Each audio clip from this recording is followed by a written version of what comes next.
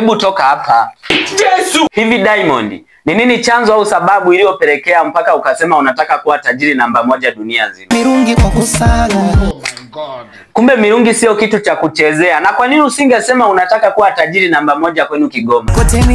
Au Zuchu alikuwa amekuchanganya ndio maana ukasema unataka kuwa tajiri namba 1 dunia nzima? Yani kabisa mmenanimalizaga. Huyo Zuchu anakupa nini mpaka unachanganyikiwa hivyo? Tam sweet yeti. Hivi wewe na Zuchu mbona hamuachani? Na maana hamgombani? Tugombane tupatane siri yetu ya ndani. Kama hamvujishi siri za ndani hapo sawa.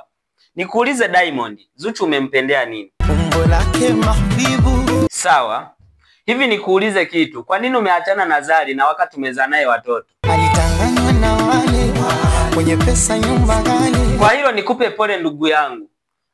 Kisheria au kidini unapoachana na mwanamke unampa taraka. Je, wewe Zari ulimpa taraka? Kwetu taraka kuitoni kufuru. Hauoni kama atakuja kukusumbua akiomba taraka? Hello. Eti halo, wewe umekuwa mtoto wa kike. Hebu toka hapa. Yesu! You get it? Okay. If you don't get it, forget about it.